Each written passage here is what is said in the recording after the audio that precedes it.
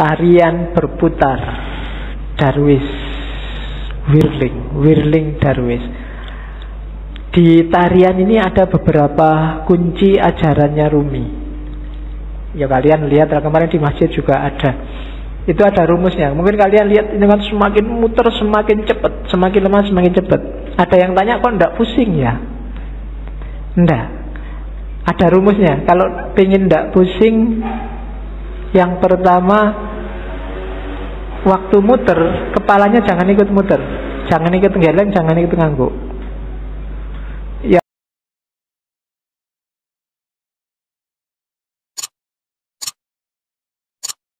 Yang kedua jangan merem. Kalau merem ada kecenderungan lebih pusing. Yang ketiga jangan lirak-lirik, pandangan matanya harus lurus.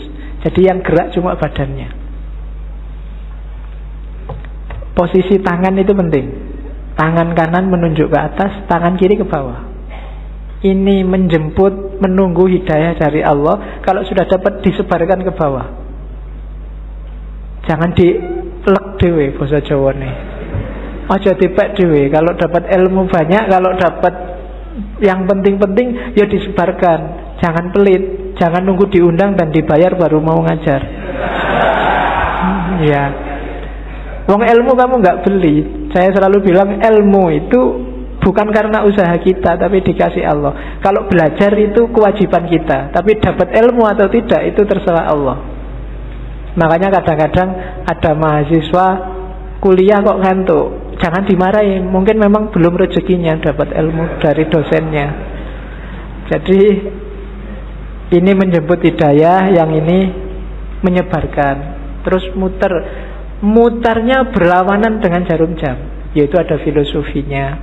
Kayak tawaf itu kan berlawanan dengan jarum jam juga. Ya mungkin filosofinya kalau manut jarum jam itu berarti ikut ritmenya dunia, ikut ritme sehari-hari. Tapi yang spiritual itu ritmenya dibalik. Kita geraknya tidak mendatar tapi ke atas. Saya sering ngasih ilustrasi, kalau kamu sudah masang mur itu, kamu muternya kan harus berlawanan dari arah jarum jam, baru murnya lepas ke atas. Tapi begitu kamu searah jarum jam, murnya akan semakin mancep, semakin ke dalam. Maka tarian ini juga muternya berlawanan, biar ada energi vertikalnya, energi ke atasnya.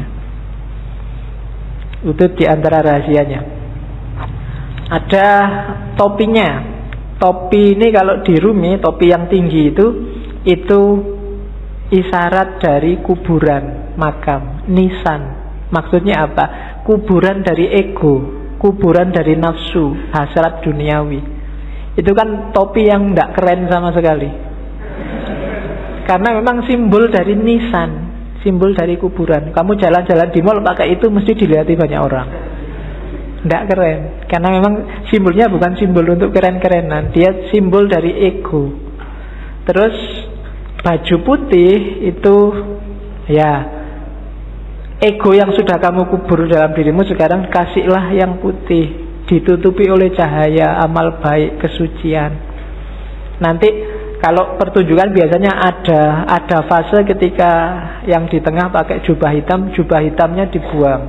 Nah, itu berarti membuang semua yang hitam-hitam, yang jelek-jelek, untuk lahir sendiri jadi putih. Terus nanti ada gerakan kayak orang kedinginan itu. Nah, ini gerakan menyatu, angka 1, tauhid,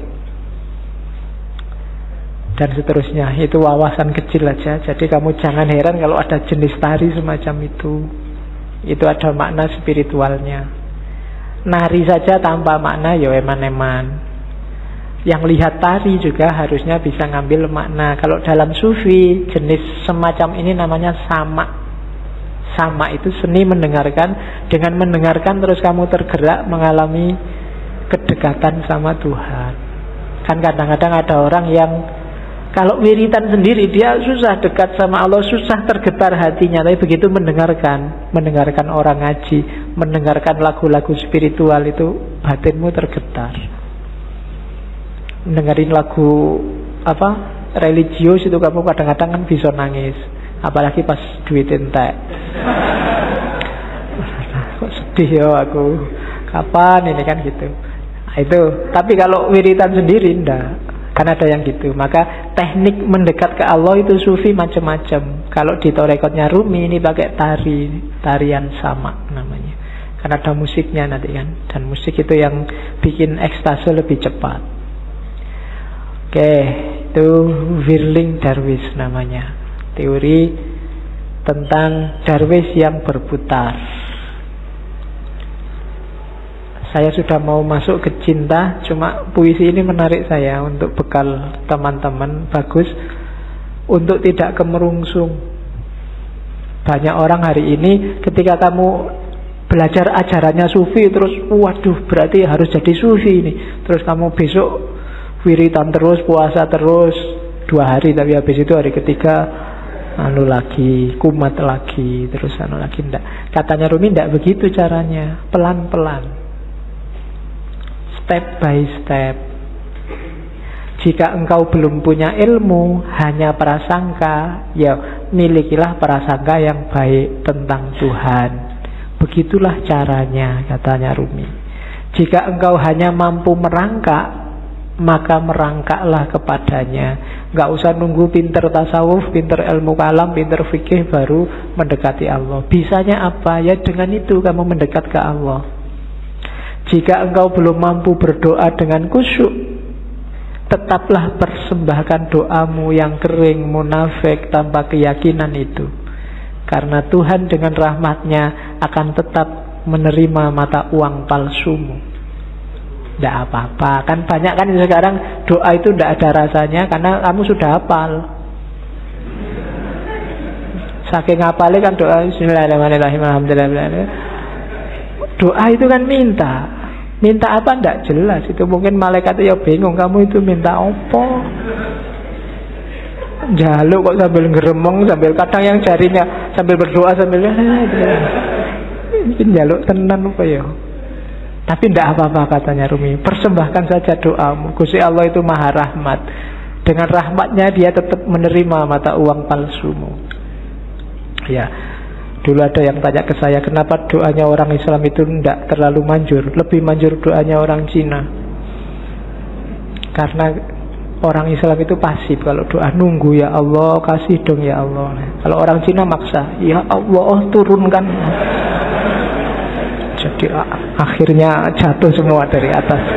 Kamu kan nunggu buahnya jatuh. Kalau orang Cina jatuh dari atas. Oke.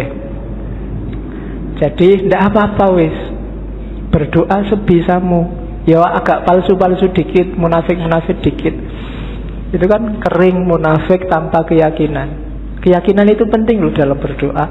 Karena Allah menjawab doamu itu sejauh keyakinanmu. Saya sering bilang kan, kalau kamu berdoa, ya Allah semoga semester ini saya lulus kumlot, tapi kamu bisa ndak ya wong IPK ya ndak, kamu sendiri ragu-ragu ya ora dibales, kamu sendiri nggak yakin. Keyakinan itu penting. Pak, saya keyakinannya separuh, apa ndak usah berdoa saja? Ya berdoa saja, jangan khawatir. Allah tahu yang kamu mau. Berdoalah. Allah tetap mengakui meskipun uangmu palsu, sama Allah diterima aja, ndak apa-apa wis. Karena Allah sangat sayang sama kita. Jika engkau masih mempunyai 100 keraguan mengenai Tuhan, maka kurangilah menjadi 99 saja. Begitulah caranya wahai pejalan. Jadi kalau kita masih tidak terlalu mantep keimanan kita selama ini, masih melanggar-melanggar, masih dosane oke, ya tidak apa-apa, dikurangi dikit-dikit. Ya 100% tidak mungkin lah ya. Dikurangi 1%, biar jiwamu terlatih. Kalau langsung dibuang semua, insya Allah gagal. Ya, saya langsung ingin ikhlas lillahi ta'ala, tidak ngejar surga Pak, tidak iso. Harus pelan-pelan. Terus biarpun telah 100 kali engkau ingkar janji, ayolah datanglah lagi. Nggak usah malu-malu. Pak, dosa saya banyak Pak, saya harus datang lagi. Enggak Pak, datang lagi aja. Allah tidak akan nolak. Tidak ada kata terlambat. Jadi tempuhlah jalan itu. Pak, itu dhuwur banget ya Pak teorinya Pak. Tinggi sekali apa ya? Saya bisa Pak, bisa. Pelan-pelan, sedikit-sedikit, biar ilaihi roji'unnya sempurna. Eman-eman. Kalau nanti kamu tidak, nafasnya tidak mutmainnah, dilatih pelan-pelan. Pak, saya itu susah ikhlas Pak. Kalau sedekah mesti pamrih Pak. Ya sementara pamrih dulu tidak apa-apa, tapi tetap sedekah. Nanti lama-lama latihan. Oke, jadi tempuhlah jalan itu. Jangan ragu-ragu, jangan nunggu. Biasanya kelemahan yang muda-muda kayak teman-teman nunggu nanti besok kalau tua. Ya, kalau yang zaman muda ndak, yang tua kelihatannya lebih berat. Memulai dari tua itu susah, karena orang yang sudah tua itu biasanya sudah keras cara berpikirnya. Kalau bahasa psikologinya sudah jadi, dia sudah mature, sudah mateng. Barang mateng itu satu-satunya yang bisa dilakukan adalah mempertahankan kematangan atau bosok. Apa bosok Indonesia bosok itu? Iya, buju. Jadi kalau bisa terus-terusan bertahan di mateng. Kalau tidak ya lama-lama busuk. Itu apa? Pikirannya tidak laku. Kalau bahasa filsafatnya out of date, ketinggalan zaman. Dirubah susah. Makanya kadang-kadang orang itu sudah tua, umur 30 kok tidak kawin-kawin, itu biasanya malah susah, malah lama, terlanjur mateng. Iya. Peribahasanya kan begitu. Jodoh di tangan Tuhan, tapi umur 30 tahun ke atas Tuhan lepas tangan. Suruh nyari sendiri. Sudah capek Tuhan, nunggu sampai umur 30 kok nggak kawin-kawin. Oke.